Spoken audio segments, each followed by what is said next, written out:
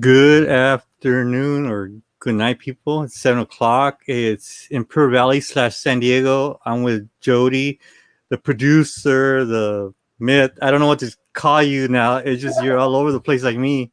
So I have her on the air because they're doing something virtual in San Diego, which people from Imperial Valley don't understand. And the way I reached out to Jodi years ago was because I saw her. She was on KPBS, and that's how I reached out to her. She had to stand out on some movie going on, and I was gonna make it, but couldn't make it to San Diego that day. Like, I'm always traveling. Like we were talking earlier, I'm always on the go. But yeah, Jodi, you have the floor now. Spill the beans. Well, you gotta ask me some questions. well, the question would be like, what's a film festival going on virtual? I mean, can't be present. Well, we had this thing happen this year. This very disruptive world event called coronavirus, and which has spiraled into all sorts of disruption. But of course, one of the things that happened was all the film festivals were just like stopped in their tracks.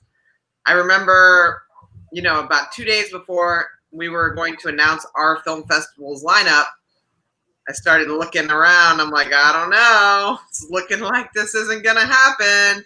Maybe we should postpone it a month. The day of the Latino Film Festival opening night, they canceled. And I was like, oh my goodness. And so we just postponed the film festival. We postponed it to August, and then that didn't work. So we postponed it again, and here we are. But we actually, thanks coronavirus, we had a really amazing opportunity. We were invited by San Diego International Film Festival, which is a much bigger film festival than ours, to attend and participate and show our Best of San Diego Film Week, which is our festival, in their much larger international film festival. And that's happening right now. It started yesterday. We're really digging in this weekend to start, movie watching all weekend. I've watched a couple films. There's shorts blocks. There's panel discussions. I actually have one at 8:00. So it's just it's a new world. We're in a new situation. But what I think is beautiful about this particular event is it's very social. It's not just like watch some movies on Netflix or on demand. There's live movies. There's Q&As all day long, 12 to 8 p.m. There's panels. There's a filmmaker happy hour tomorrow, which I'm very intrigued by. I want to hang out with filmmakers from all over the world. So we got a lot of cool stuff going on. And what's wonderful about this for me is, a dream that I've had for San Diego film for years, as you probably know, is the concept of like local film, global audience. And to push our local films up as high as we can get them out into the world, into much wider audiences. And this is a really huge step in that direction. I mean, we're part of an international film festival. That alone, to have 80 films playing made in San Diego as part of this international film festival. That is just a huge opportunity for us and a huge step forward. What got you into the film industry? That's my question. It was kind of random. I've always loved art and artists and photography and storytelling and writing and reading and all these things. And then around 2004, I was working at a homeless shelter in San Diego for teenagers called the Tucson Academy. And we did an exchange program with Yokohama, Japan. And since I was the boss, they said, oh, you have to give a presentation or make a movie. And I was scared of public speaking. So I was like, I'll make a movie. So I got a little handy cam, no mic, no lights. Like, I don't know what I was doing. No tripod. And I made this little movie called One World. It makes me happy that I made this movie because if you were to watch it today, you're like, yep, it's exactly the way I live. I filmed it on both sides of the border. I filmed at that homeless shelter, and kind of the message of it was, how the diversity of the staff helps us, manage and support all the diversity of the students that, lived in that shelter. These are 30 kids lived in that shelter, age 14 to 18. If they came in at 14, the goal was that they left at 18. So we had them for a long time. So anyway, I made this little film, and I went to Japan. And then I got there, I was like, oh, I made the film. And they're like, oh, no, you still have to give a presentation. So I had to give a presentation. I'm sweating and just nervous laughing, And then they're like, well, you can play your movie over here. But then no one came in to watch it. And I was like, oh, that was so much work for nothing. But I loved it, and I just want to do it again and again. So that's what I did. Did it again and again. Have you had a chance to talk to producers in LA, Hollywood, or around the country that you network with? Yeah, over the years, I'm part of a group called New Filmmakers LA. We're partners with them. We've partnered with different production companies. I've worked on raising money and finding distribution for a major motion picture. I've cast a feature. I've done a lot of different types of projects. But really my focus is San Diego. I feel like, and more I feel this way, if we can be really, we'll say, simple in the way we produce films, we can't make Avengers, obviously, but we can make great low budget films with minimal characters, minimal locations, no crazy special effects, just great stories with great acting. I think there's a lot of opportunity for that. And I just, that movie I was telling you about before we went online here, that movie Shithouse that I saw last night at San Diego International, that's a prime example of the types of films we can make here in San Diego. Just beautiful, simple films that just tell a really amazing story with great acting and great writing. And you said that you hit the key in the knot. That's what I was going to ask you. You had to be a good creator, writer to produce a good film. And then you had to have a good budget on top of that. Because I remember 1 year, 2 years ago, you guys were looking for a fundraiser to do a film in San Diego. I don't know how long was that, but I remember you were looking for that. 2 years, yeah. And the making of a film, it's like a roller coaster ride, right? You're looking for money, and you're looking for distribution. You get these relationships, and the relationships fall through, or people don't fall through, or coronavirus happens and the whole industry shuts down, or it's just a crazy roller coaster to go along the ride of making a movie. And it's funny, I watched the Q&A with that filmmaker from the movie at San Diego International, and he's like, it was hard the whole way through. From beginning to end, this was hard. But I think that's what makes filmmaking so special. Anything good is worth, anything good isn't easy. You really appreciate something when you put the work in. Not just that, I think that difficulty really forges your relationships in fire. After you've gone through something really difficult with somebody, and they had your back, and they supported you, and they kept their cool, and they didn't lose their mind, it's just it really does bring people's personality to the forefront. Yeah, and I noticed that from filmmakers that I've seen on Netflix, I've seen on mostly Netflix, because that's a big thing right now since COVID started. Has any of your movies going to Netflix, or they're all low budget? I'm mostly involved in the community development aspect of it. Mm-hmm. Meaning I'm organizing the film festival, the San Diego Film Awards, the KPBS Explore program, the GI Film Festival, local film showcase. So most of what I do isn't necessarily in the making of films. I work on projects, obviously. I've worked on a ton of different projects, but my efforts are really in helping the community grow and build and generate projects, and then creating the avenues for those projects to gain visibility and audience, and ultimately funding and distribution is the ultimate goal. Yeah, because going back on that GI, I remember you published that GI film, and I missed that too. I was like, oh my gosh, I missed that event. You're constantly doing stuff. Yeah, there's constant projects you guys got going on in San Diego, in Tijuana, back and forth. I understand that. Just the nature of COVID. Thanks to COVID, we get to travel I mean, I've traveled, like I told you, I was in Tijuana recently, and I was like, what the heck? But yeah, I mean, and I'm glad you're in this industry, because I want everybody in my supporters from Facebook, YouTube, please remember that you're a filmmaker. She's a lady that you need to talk to. I mean, when it comes to, want to say the organizer, because like you said earlier, you're like the organizer. You organize all of these projects in San Diego, but they end up happening. Like you had earlier, you had was it a podcast or webcast you guys are doing right now? So yeah, we've done a lot. I mean, it's not everything comes through, but if you look at the beginning of the film consortium to now, we've made some monumental steps forward.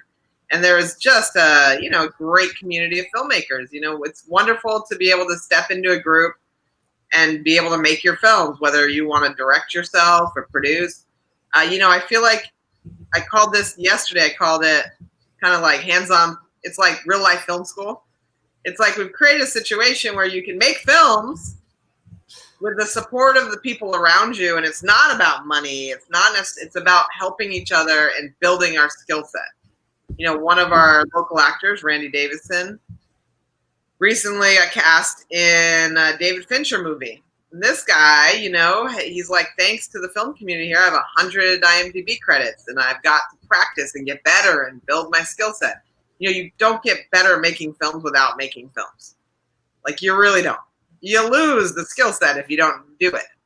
Whereas if you go to LA, you're probably going to end up in a situation where you're trying to get hired on other people's sets, PA or whatever work, unless you're really, really, really, know somebody or really, spend a lot of time there. Are you going to get hired to direct a film in LA? It's. I'm the prompts guy. I'll be the prompts guy, because that's what I love doing, the prompt and sound guy. The reason I brought my phone up, because now I've seen films made by iPhones now. Phones is like a big thing. People are getting creative now. Yeah, well, that's what, not to switch the subject, but one thing we did after we realized our film event was going to be canceled or postponed, although happening right now, sdfilmfest.com/locals theater. Even though that happened, we created a competition called the Quarantine Film Challenge. I think we had it up by April 15th or something. And we had a submission period open for 3 months, and we got 1,100 submissions in 3 months. There was a point where we were getting 100 a day, which tells you how amazing filmmakers are. Take a pandemic, and I'll give you an amazing film made in my kitchen. And it's all films made in people's living rooms, kitchens, bedrooms, hallways. It is brilliant. And one of the things that we're showing at San Diego Film Week here at as part of San Diego International Film Festival is the top 55 films from the Quarantine Film Challenge. We got 1,100 submissions from 75 countries. And we had to watch all those and break it down to about top 50. And it is incredible to see the sort of diversity of films. Can I show one of them? We got time for that? Go ahead. Go for it. See if I can do it. Okay, hold on while I'm doing this. But yeah, we also played about, let's see, how many did we play? We played 14 locally produced quarantine films, so San Diego made films. All right, so I've got here, let's see if I can show.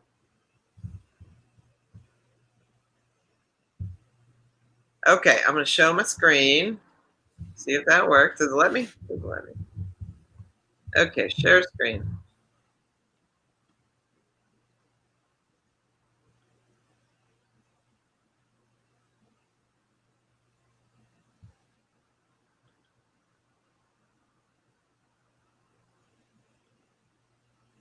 Okay, see if we can get it. There it is. Can you see it? A big screen.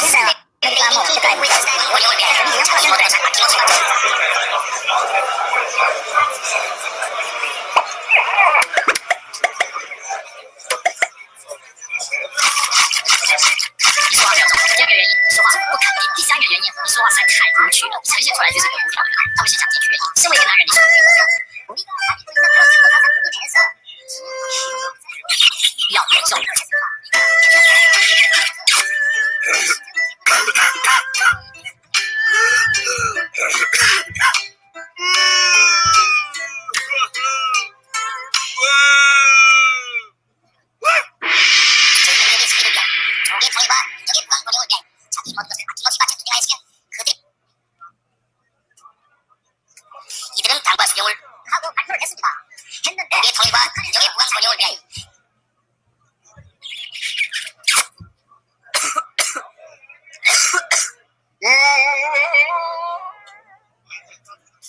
me. Save it later.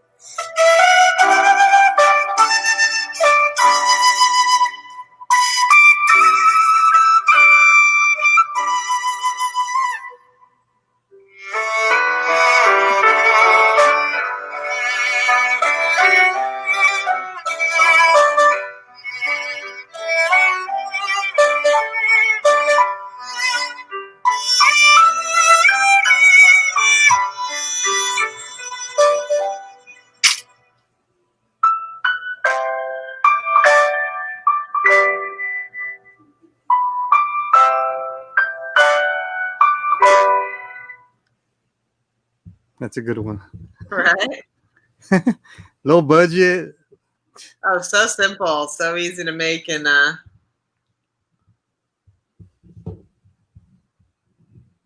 I back? Yeah, you're back.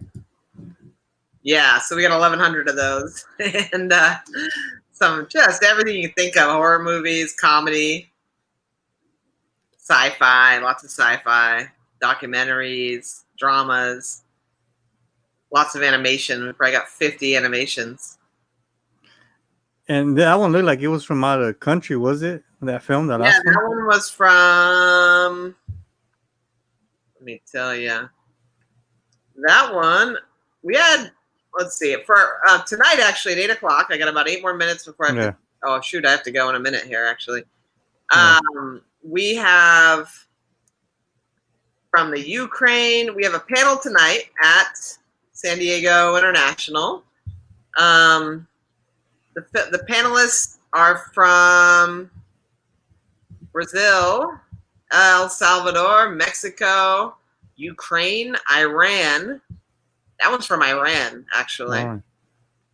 Oh. And Poland. Oh, that's a really funny one. So, yeah, that's happening in a few minutes here. I actually got to go here in a minute. But yeah, I mean, I'll be honest, it's exciting times. I thought when coronavirus happened, I got kind of scared. I got kind of anxious. I'm like, the movie theater's closed. I was like, live events, that's everything we do, 100%. But, humanity adapts, and humans adapt, and filmmakers adapt. And it was really inspiring to see, it didn't slow down the filmmakers. They just adapted and made, and turned it into what we now see as these films made in quarantine. So I actually, have a lot of hope for the future. I feel like with our vision of having San Diego films be more international, this film festival is a huge opportunity for that. This quarantine film challenge brings us to a international level as well. We got some great partners and sponsors that came on board this year. Panasonic, Lumix, for example, and the San Diego International Airport is showing quarantine films as well. So we've just got some great stuff happening. It's like the time that, we've been pushing towards international for a while, but it just kind of happened in the last 6 months. So it's exciting. I'd love people to come out and check it out. The tickets are basically, you'd have to buy the locals pass. And that would give you access to all the quarantine films and the local San Diego films, as well as this, it's called Bon Vive Cafe. Bon Vive Cafe, shameless plug. It's called Bon Vive Cafe, and there's filmmaker chats and everything going on in that. You want me to show that real quick? Go for it, yeah. Then I gotta go. You gotta go back to. That's actually where I need to go. Actually, we can go check it out right now. Hold on. Share screen. Oh yeah, this might even bring us into the room. You're gonna go behind the scenes here, because these are the people I'm trying to meet up with here. So it's a virtual space. You have various theaters. It's bringing me into the. All right, so example. So our event starts at 8 o'clock, and then so people are joining. It looks like, for example, this is the guy that made that film. Let's see if we can go see him. Cool virtual. I've never seen something like this. Yeah, I'm gonna turn my mic on, see if I can talk to the guy. Like mic check, mic check, mic check. Hello, hello. Here's a guy who made a film from Mexico. Sonali is a host. Sharon. So people showing up. In half an hour, we go on the stage here, and we're able to present, and then a little screen pops up, and then everyone in the audience watches it. And if you go to these tables, you can actually like video chat with people. That's cool. If they're on, like everyone's kind of just getting here, so I'm not sure people are on. Oh, like this doesn't totally make sense, but I'll do some more research. So I'll do research this weekend, and then hopefully do. We just snuck in on somebody's chat. So this guy's popping around. We need to say hi to him. So and then basically here's our locals theater.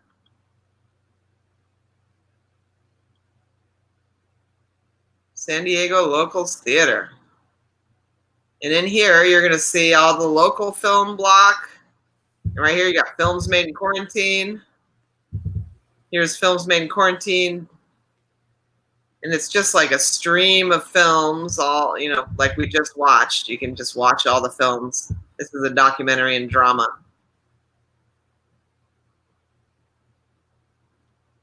So pretty cool. Yeah, text me that one that you were talking about earlier about that one film. Yeah, I had an email about it. Film Threat was talking about it.